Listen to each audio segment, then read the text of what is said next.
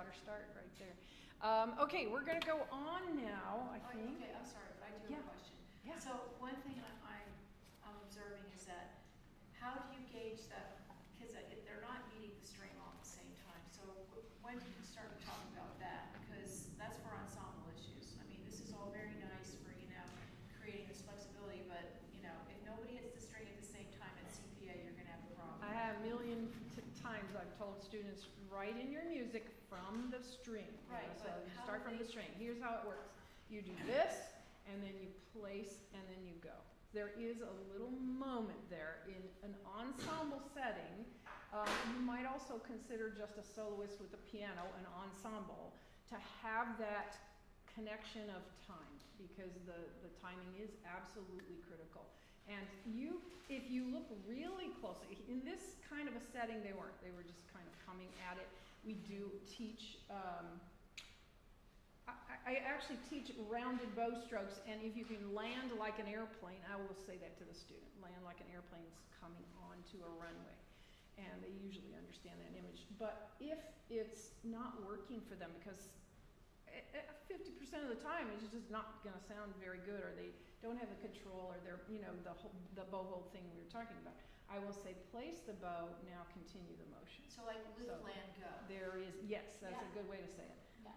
Yeah, that's a good way to say it. Jennifer, you have something? I was wondering too about reading, because we got to teach chambers and piano. Are always incorporating reading into this work as well? What point does he start to kind of bring that into everything? What I understand about his project is that he did it in the group rhythm lessons. And reading rhythms was maybe paired along with the reading of the staff notes. And so I think I took the pedagogy class. I remember them doing a whole semester of movement, but I do remember also that there were reading skills involved in that piece before they ever picked up their instrument to learn how to hold it. So it was an important piece, but it's just not shown very much here other than the rhythm section. And as with this myriad of infinite possibilities in string playing and teaching, we have many things to be responsible for. The student teachers always had the first question they would ask me, how do you decide what to do first? There's just so many things we have to be thinking about. Therefore, we create a program for our kids that involves all of those things, and there has to be a balance of them all. Otherwise, we're not doing them a service to be able to continue after they leave us. And I think that always was my ultimate goal, lifelong learning. But when, I can't say that Rolland ever said anything about specifically when. No, but your question is well put. This is when I think early on he was so focused on just getting kids to move and not be like static, like a statue playing their instrument. And so you have to choose, as you said, what your top priority is. But when you have to start a piece from the string, I just have we'll do that set, and then pull. But there's always like a preparatory gesture you do while so there's a motion that happens in your body, but your pose on the string. And so that's what as a cellist, what I work on. So that, because it's very true. Sometimes we have to start on the string, and it has to be a very clean, crisp beginning to a note. But there's still, if I start from complete stillness, that's not the sound I want. So there'll be a motion of your body, but your bow is on the string, ready to go. Yeah.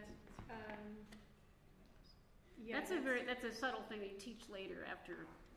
Yeah, he does touch on the movement before the action is in the spirit of the piece. So, to have, I guess maybe just he touches on that a little bit. It actually has a name for it. It's called wind-up. And the wind-up idea is that movement before the actual movement. It's the preparatory movement, and it's usually the opposite direction of what the movement is. So if you're going to make a long shift this way, your movement prior to that shift is this way to prepare the body. So that's what he calls wind up. It's like circular. It becomes a circular thing. So this, you can have that a little longer prep time there, the way Ida demonstrated it. If I'm starting a group on a Mozart piece, let's just say a minuet, and they have to do but, I will say place the bow, cellos, who usually get that part, and start by lifting the bow off the string, but prepare, usually I would say with your head, because I don't want them to, if I say do it with your arm, it's like, I don't get it. That's too refined of a motion, but I will say, but pull the bow off energetically enough that it's going to bounce after that. You know, they'll pull the bow off and it'll move, you know, slug into the string. But if they do the head, but from the string, that actually works too. So it's all, since we're connected all the way, then there are ways to get at that clarity of ensemble, which that was a big deal in my program always, high school and college orchestras. And it actually, I think, in junior high and elementary, you begin to teach those concepts. I always tell my solo kids when they're preparing a solo, I said, pretend you're playing this in a string quartet. What's the gesture you would do to show that you're going to start? And that, for me, is that motion that Rolland's after before you start playing. Yeah, so don't just teach your first violinist to do the lead movement.